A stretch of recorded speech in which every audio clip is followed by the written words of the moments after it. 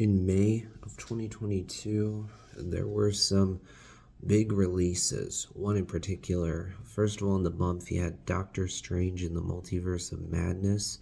Came out May 6th, the first MCU film of the year, sequel to Doctor Strange, part of Phase 4 of the MCU. Then you had Firestarter, came out May 13th, sci-fi horror film directed by Keith Thomas, based on a novel of the same name by Stephen King. Then you had Monstrous, that came out May 13th, supernatural thriller directed by Chris Sivertson.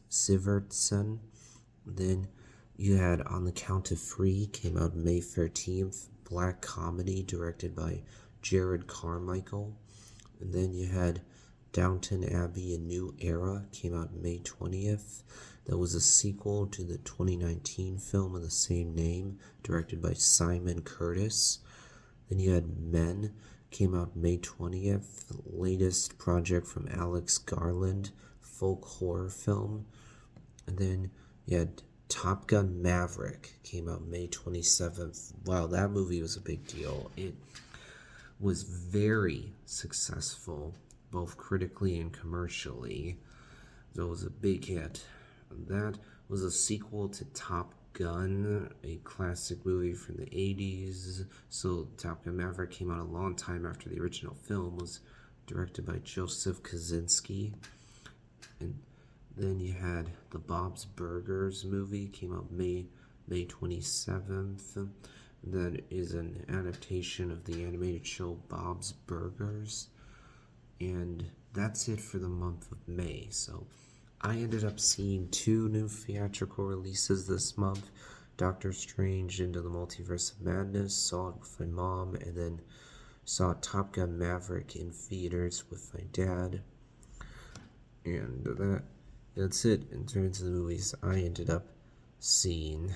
I know that Downton Abbey is mentioned in Iron Man 3. That's about as familiar as I am with it.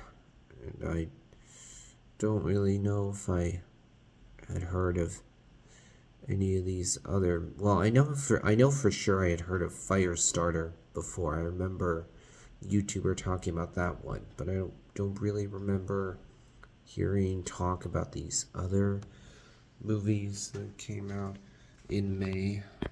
Overall, because of Top Gun Maverick coming out, this was a pretty big month.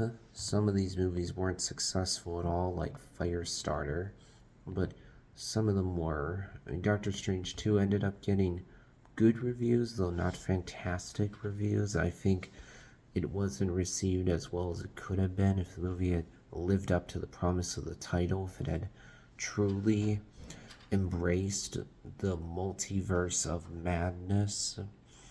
So that'll be it for now.